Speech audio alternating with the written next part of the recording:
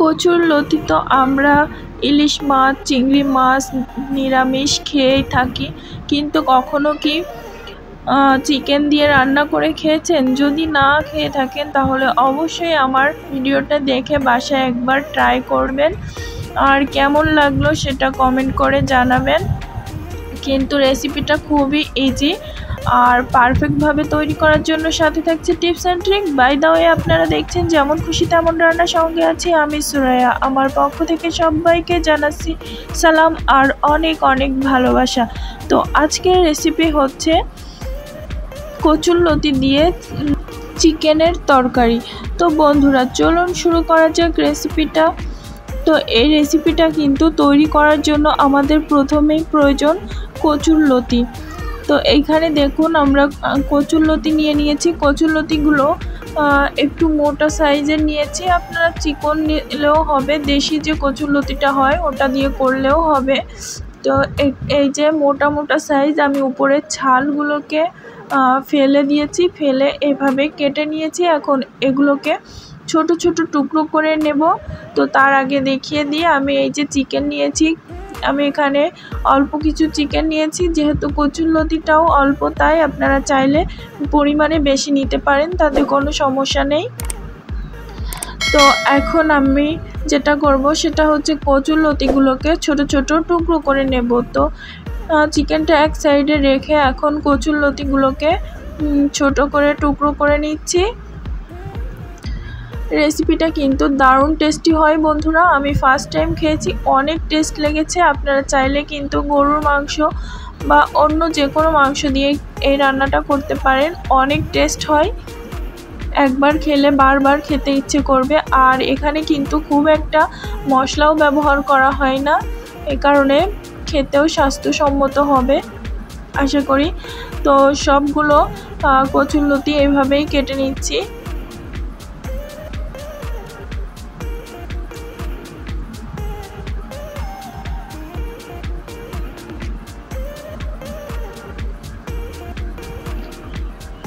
যারা কচুরলতি পছন্দ করেন না, আবার চিকেন পছন্দ করেন, তারা কিন্তু এই রেসিপিটা চিকেন দিয়ে রান্না করবেন কচুরলতি, অনেক টেস্ট লাগবে, একবার খেয়ে বলবেন আরও একবার খাই। তো আমার কচুরলতিগুলো কিন্তু কেটে নেওয়া হয়ে গেছে, এখন এগুলোকে একটা প্লেটে উঠিয়ে নিলাম। তবে এইখানে কচুরলতি দিয়ে চিকেনটা রান্নার সময় কিন্তু আমাদের কচুরলতিটা আগে একটু সিদ্ধ করে নিতে হবে। আর সিদ্ধ করে নেওয়ার জন্য এখানে আমি আগেই পানিটা গরম করে নিয়েছি, ফুটন্ত পানির ভিতর এখন কচুরলতিগুলো দিয়ে দিচ্ছি। অবশ্যই ঠান্ডা পানি দিবেন না, ফুটন্ত গরম পানির ভিতরেই কচুরলতিটা দিবেন। আর এখন একটু যাতে কালারটা ভালো আসে এ কারণে হলুদ আর লবণ দিয়ে দিচ্ছি, যাতে গলা চুলকানোর কোনো ভাব থাকলে সেটা বের হয়ে যাবে। তো এই কচুরলতি দিয়ে আমি এটাকে ভাপিয়ে নেব 5 থেকে 7 মিনিট বা 10 মিনিট মতো সর্বোচ্চ। এখন আবার ঢাকা দিয়ে দিচ্ছি। এইভাবে ভাপিয়ে নিলে যে পানিটা থাকবে সেটা ফেলে দিলে কিন্তু কচুরলতি আর চুলকানোর একেবারেই চান্স থাকবে না, সেক্ষেত্রে নিশ্চিন্তে চিকেন দিয়ে রান্না করা যাবে আর খেতেও অনেক সুস্বাদু হবে। আর এখানে কচুরলতিটা কিন্তু আমি 50%-এর মতো বয়েল করে নিয়েছি, 100% করলে কি হবে এখানে আলোয় যাবে, এ কারণে আমি 50%-এর মতো বয়েল করে নিয়েছি। তো আমার কচুরলতিগুলো কিন্তু পারফেক্টলি বয়েল হয়ে গেছে, এখন এগুলোকে উঠিয়ে নেওয়ার পালা। তো আমি এখন এগুলোকে উঠিয়ে নিচ্ছি।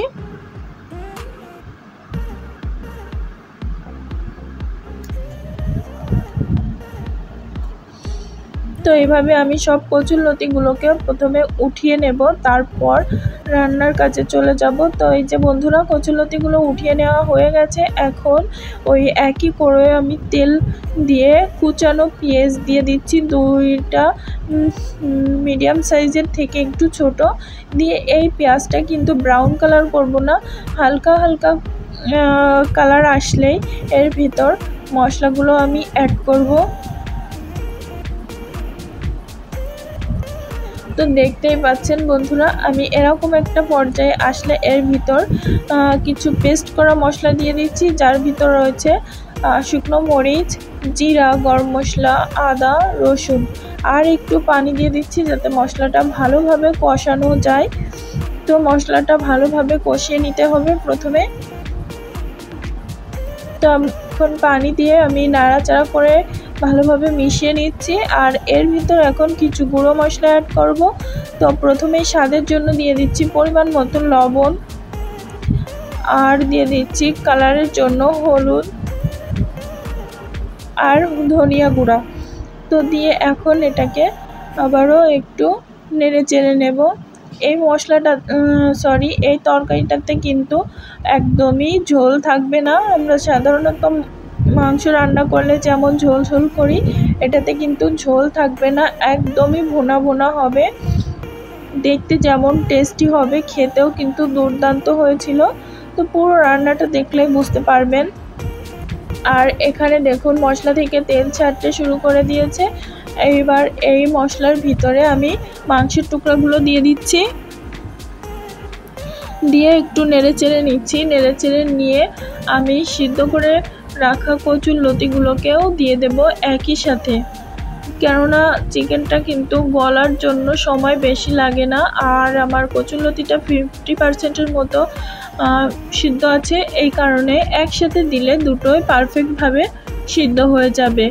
তো এখন দিয়ে দিলাম কচুরলতিগুলো, দিয়ে এরপর নাড়াচাড়া করে নিচ্ছি। তো বন্ধুরা, এখানে কিন্তু আপনারা একটু ঝালের পরিমাণটা বাড়িয়ে দিতে পারেন। যে কোনো কচুর তরকারি বা কচুরলতি একটু ঝাল চড়া হলে খেতে আমার কাছে খুবই ভালো লাগে, তাই বললাম। তো সেক্ষেত্রে আমি এখন কচুরলতিটা একটু ঝাল ঝাল করার জন্য কিছু কাঁচা ঝালও এখানে অ্যাড করব। তো মশলার সাথে আমি সমস্ত কিছু মাখিয়ে নিয়েছি। আর এটা কিন্তু আলাদা পানি দিয়ে কষানোর প্রয়োজন নেই। এখন আমি ঝোলের পানিটাই এখানে অ্যাড করব। তো দিয়ে দিচ্ছি এখন ঝোলের পানিটাও অতিরিক্ত বেশি দেওয়ার প্রয়োজন নেই, জাস্ট একটু মাংসটা সিদ্ধ হবে তেমনটাই দিলেই হবে। দেখুন বন্ধুরা, আমি দিয়ে এখন নেড়ে চেড়ে নিচ্ছি। এখানে কিন্তু একটু ঝোল থাকবে না, যতটুকু পানি দিয়েছি পুরোটাই শুকিয়ে নেব। এখন এটাকে ঢাকা দিয়ে দেব অন্তত 15 মিনিটের জন্য। ফিরছি 15 মিনিট পর। তো দেখুন বন্ধুরা, ঝোলটা কিন্তু অনেকটাই কমে গেছে। এখন আপনাদের একটু নেড়েচেড়ে দেখিয়ে দিই। আর এর ভিতর কিন্তু আমি আগে কাঁচা মরিচগুলো দিয়ে দিয়েছিলাম, সেটা স্কিপ হয়ে গেছে, দেখানো হয়নি। যাই হোক, এর ভিতর দিয়ে দিচ্ছে। আর দেখুন বন্ধুরা, কচুরলতিটাও কিন্তু পারফেক্টভাবে সিদ্ধ হয়ে গেছে সব কিছুই। এখন এইভাবে একটু নাড়াচাড়া করে ভাজা ভাজা করে নিলে রেডি হয়ে যাবে আমাদের চিকেন দিয়ে কচুরলতি বা কচুরলতি দিয়ে চিকেনের রেসিপি। দেখেই বুঝতে পারছেন বন্ধুরা কতটা লোভনীয় হয়েছে, খেতেও কিন্তু অনেক টেস্টি হয়েছিল। তো আমার রিকোয়েস্ট রইল সবাই বাসায় একবার হলেও ট্রাই করবেন, আর কেমন লাগলো সেটা জানাতে ভুলবেন না। আর সব শেষে আমি উপর থেকে একটু লেবুর রস দিয়ে দিচ্ছি, যাতে গলা চুলকানোর একেবারেই সম্ভাবনা না থাকে। তো দিয়ে আবারও একটু নাড়াচাড়া করে নেব। তো বন্ধুরা, আমার ভিডিওটি যদি আপনাদের ভালো লেগে থাকে তাহলে আমার চ্যানেলটিকে সাবস্ক্রাইব করুন, লাইক কমেন্ট শেয়ার করে আমার সাথেই থাকুন। তো সব কিছু এখানে পারফেক্টভাবে বয়েল হয়ে গেছে, আর পানিটাও বেশি একটা নেই, আপনারা দেখেই বুঝতে পারছেন। তো আমি এরকম পর্যায়ে আসলে কিন্তু নামিয়ে নেব। তো লেবুর রসটা দেওয়ার পর 3 থেকে 4 মিনিট মতো একটু জাল করে নেব।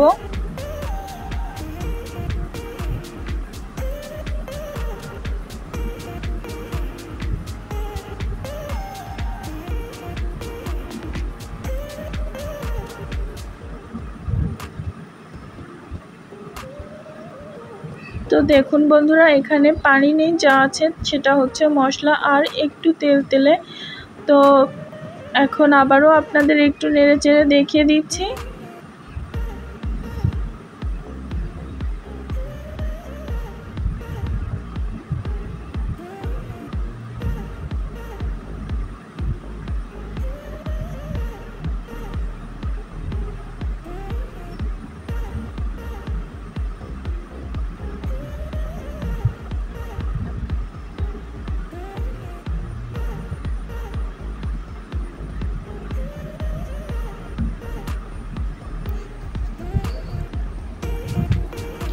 তো এই হচ্ছে আমার কচুরলতি রান্নার ফাইনাল লুক। এখন এটা নামিয়ে পরিবেশন করে নেব।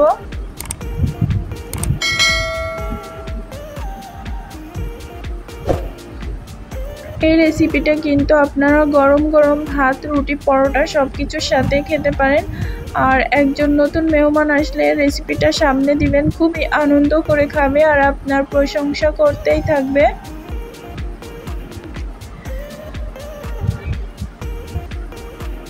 বাই দ্য ওয়ে, আপনারা দেখছেন যেমন খুশি তেমন রান্নার, সঙ্গে ছিলাম আমি সুরাইয়া।